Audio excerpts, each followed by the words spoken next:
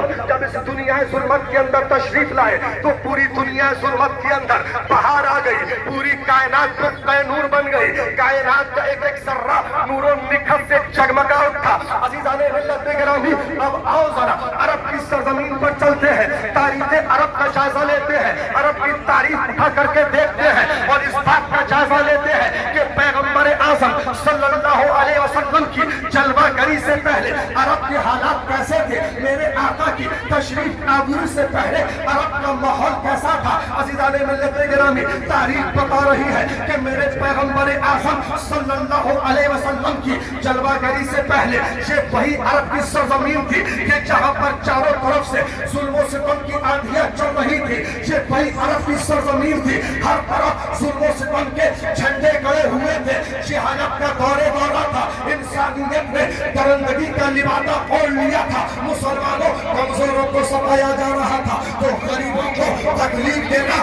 باعث فخر سمجھا جا رہا تھا، شراب نوشی عام ہو چکی تھی، زنا کا بازار گرم ہو چکا تھا، عورتوں کو صرف عیاشی کا سامان سمجھا جاتا تھا، بچیوں کو زندہ برباد کیا جا رہا تھا، خرچے کے انسانیت نفسانیت کے بیڑے پر سوار ہو چکی تھی۔ مسلمانوں کعبۃ اللہ شریف کے اندر 360 فرضی خداؤں کی پوجا کی جا رہی تھی، کالے اور گورے میں امتیاز پاتا جا رہا تھا، گوبر اور پیشاب کے اندر پاکی کو تلاشا جا رہا تھا، دریا کی بے قرار لہروں کے سامنے بندگی کی جا رہی تھی۔ مسلمانوں ذرا سی معمولی باتوں پر خون کی گولیاں کھیلی جاتی تھی، ایک حقیقی بھائی کی تلوار دوسرے بھائی کی گردن کو کاٹنے کے لیے ہمیشہ بے نیام رہا کرتی تھی۔ مسلمانوں بڑھ کے کیا ننگا ناچ ناچا جا رہا تھا، بڑھ کے نقطۂ عروج پر پہنچ چکی تھی۔ مسلمانوں